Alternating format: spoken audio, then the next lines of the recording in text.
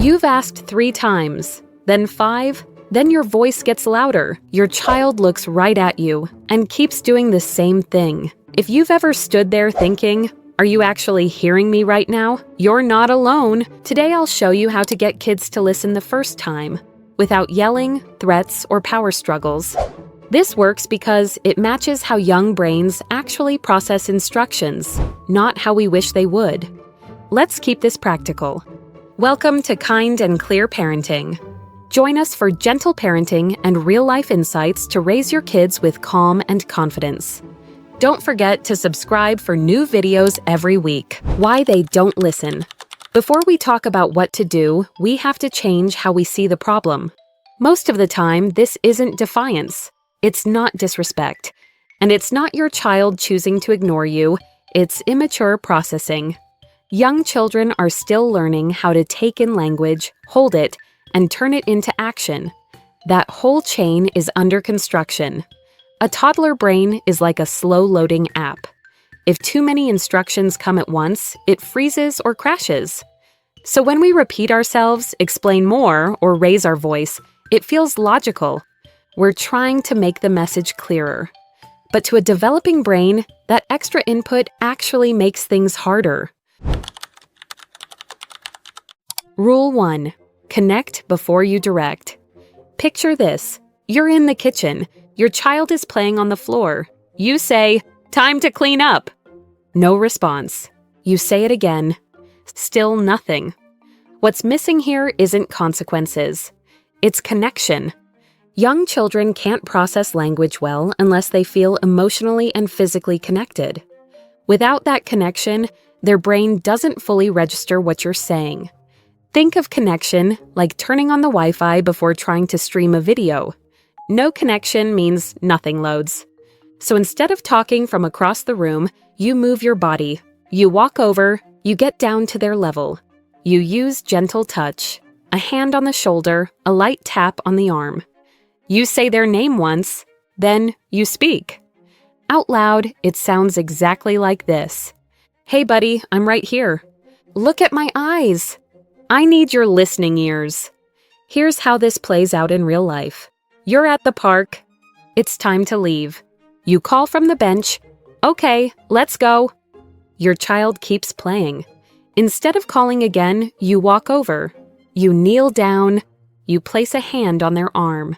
"Hey buddy, I'm right here. Look at my eyes." Now you have access to their brain.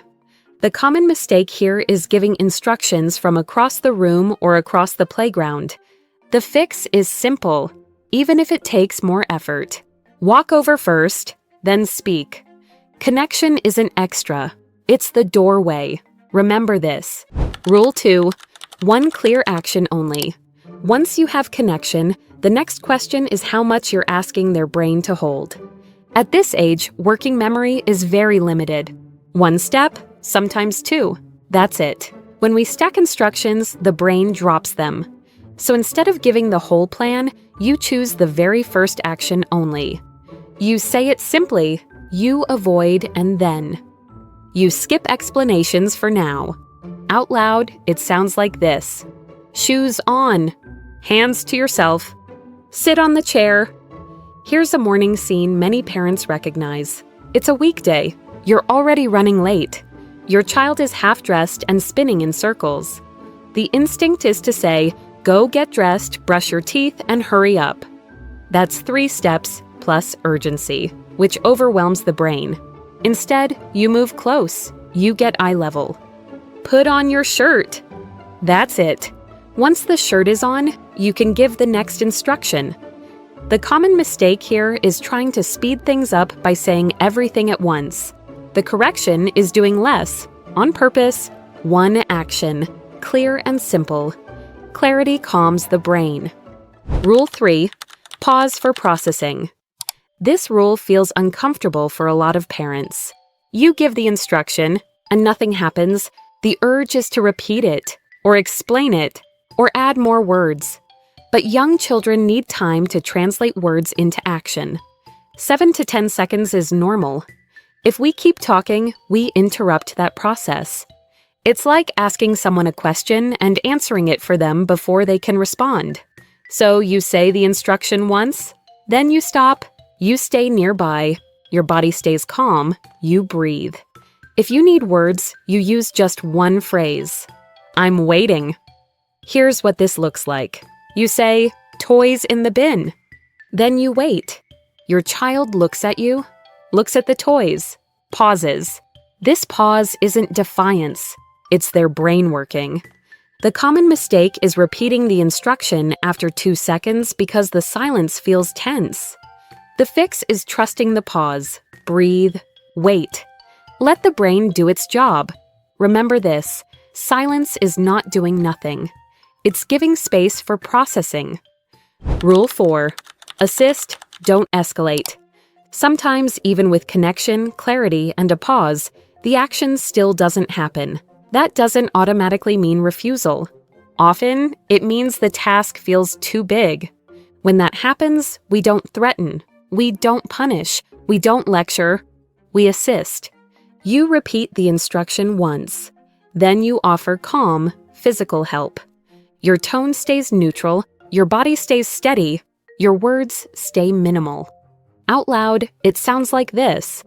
I'll help you start. Hands together. Here we go. Here's a realistic example. Your child won't put the toys away. You've connected. You've said, toys in the bin. You've waited. Nothing happens. So you move closer. I'll help you start. You gently guide their hand.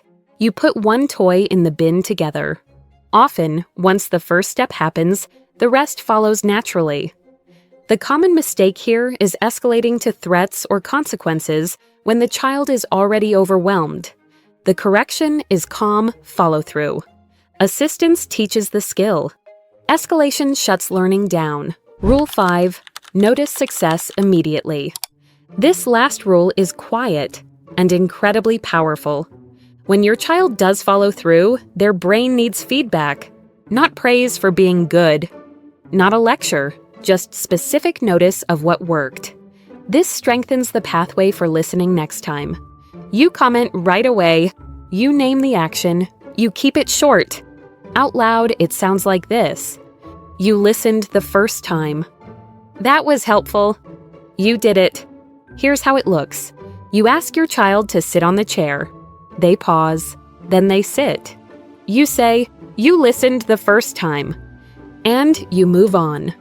The common mistake is staying silent after compliance, especially if it took effort. The fix is saying what went right, briefly and immediately. What gets noticed gets repeated. Putting it together. The simple plan. Here's how all of this flows in real life. You connect first, you give one clear action, you pause, you assist if needed, you notice success. Connection opens the brain. Clarity guides it. Calm follow-through teaches it. You don't need to be louder. You don't need more consequences. You need fewer words and steadier presence. This won't work perfectly every time, and that's okay. Listening is a skill, and skills grow with repetition. Your child isn't broken, and you're not failing. This behavior is common, and it's changeable. One sentence to remember the whole method: connect first, give one clear action, pause, help if needed, and notice success. If you want calmer days without yelling, subscribe for more practical tools like this. You're not just trying to get through the moment, you're teaching a skill that lasts.